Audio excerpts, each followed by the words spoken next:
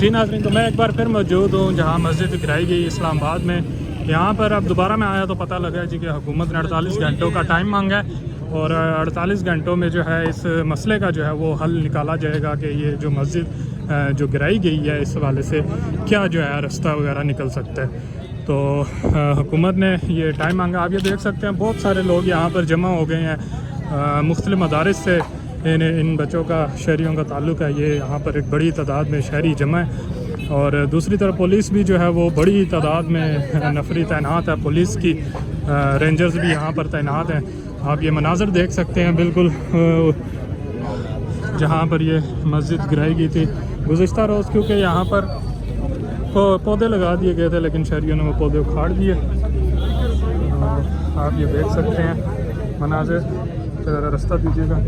دوسری طرف یہاں پر پولیس کی بھاری نفری جو ہے وہ تعینات ہے.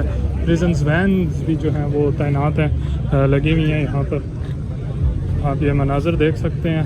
شہریوں کی ایک بڑی تعداد اس جائے وقوع پر جمع ہو گئی ہے اور اب جو بریکنگ نیوز جو ہے وہ یہ ہے کہ حکومت نے 48 گھنٹوں کا ٹائم مانگا ہے اور وہ اس مسئلے کو جو ہے وہ جس طرح بھی بات چیت کے ذریعے یہ حل کریں گے. تو یہاں پر کچھ علماء حضرات کھڑے ہیں، ہم ان سے کوشش کریں گے بات چیت کریں. کیا چل رہا ہے ذرا رستہ مولانا عبدالرحمان صاحب اپنا پروگرام کر لیں گے.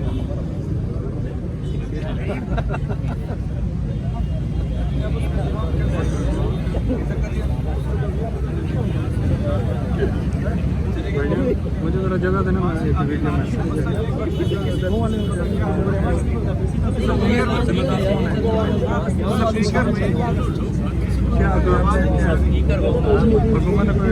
ٹائم مانگا ہے 24 گھنٹے. ناظرین، جس جگہ مسجد کو گرایا گیا یہ آپ دیکھ سکتے ہیں پولیس کی بھاری نفری جو ہے یہ یہاں پر تعینات ہے اور یہ وہ بالکل جگہ ہے جی جہاں پر جس جگہ وہ مسجد تعمیر تھی اور مسجد کو گرایا گیا. سوشل میڈیا پر بہت زیادہ کنٹروورسی اس ٹائم چل رہی ہے کہ اصل جو معاملہ ہے نا، میں تھوڑا سا آپ کو انٹروڈکشن دیتا چلوں. جو معاملہ ہے نا، مدرسے کے معاملات افہام و تفہیم سے طے پا گئے تھے انتظامیہ کے درمیان اور جو مدرسہ انتظامیہ مدرسے کی جگہ متبادل مدرسہ مارگلہ فیز 2 میں دے دیا انتظامیہ نے.